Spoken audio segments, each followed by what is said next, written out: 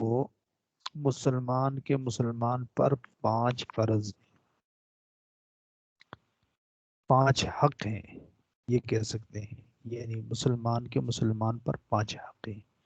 حق المسلم علی المسلم 5، رد السلام وعیادة المریض واتباع الجنائز وإجابة الدعوة وتشميت العاطس۔ مسلمان کے مسلمان پر 5 حق ہیں۔ جب ایک مسلمان سلام کرتا ہے تو دوسرے مسلمان کا حق ہے اس پر کہ وہ اس کا جواب دے، یا ایک مسلمان گزر رہا ہے راستے پر تو دوسرے کو جو بیٹھا ہوا ہے اس کو چاہیے کہ وہ اس کو سلام کرے، یعنی مسلمان مرد مردوں کو سلام کریں اور عورتیں عورتوں کو سلام کریں۔ یہاں کی علیحدہ عورتوں پر حق اور مردوں کے مردوں پر حق۔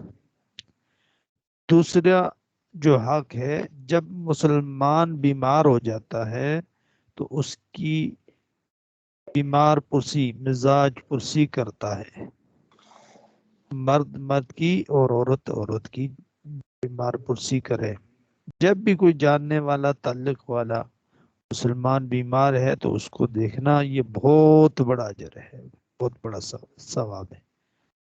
تیسرے نمبر پر جب بھی کوئی جنازہ ہو مسلمان کا تو اس کے جنازے میں جانا، اس کو دفنانا، اس کی تیاری کروانا، یہ بھی مسلمان کا حق ہے کہ اس نے کلمہ پڑھا ہے، ہم نے بھی کلمہ پڑھا ہے، تو اس لیے اس کو اللہ کے سپرد کرتے ہوئے بھی اس کے ساتھ جائیں گے، انشاءاللہ آپ کی بخشش ہو جائے گی۔ وہاں جنازہ پڑھیں گے، بخشش ہو جائے گی، وہاں کام کریں گے، بخشش ہو جائے گی۔ اور چوتھا حق کیا ہے کہ جب دعوت کوئی دے کھانے پینے کی تو اس کو قبول کر لیا جائے، اس کو ایکسیپٹ کر لیا جائے، نخرے نہ کیے جائیں۔ غریب ہے، امیر ہے، کوئی بلا رہا ہے تو کوشش یہ کرنی چاہیے کہ مسلمان کا دل نہ دکھے، اس کی دعوت پہ جانا چاہیے، اس کے کھانے کے موقع پر جانا چاہیے، اس کی خوشی میں جانا چاہیے، اس کی پریشانی میں جانا چاہیے۔ یہ ہے دعوت۔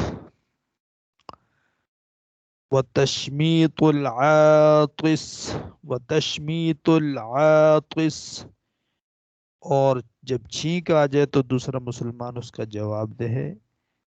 مسلمان کو چاہیے الحمدللہ کہے گا، اور جواب دینے والا یرحمک اللہ کہے گا۔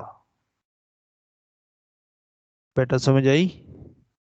یہ باتیں 5 مسلمان کی مسلمان کے ساتھ اللہ تعالیٰ نے جوڑ دی ہیں، حق لگا دیے ہیں کہ یہ کام مسلمان کو کرنے چاہیے، اگر کوئی کرے گا تو اس کو جنت ملے گی اور بہت زیادہ ثواب پائے گا، نہیں کرے گا تو ان چیزوں کے ثواب سے محروم رہ جائے گا۔ اب سمجھ آ گئی بیٹا؟ جی کیا سمجھ آیا؟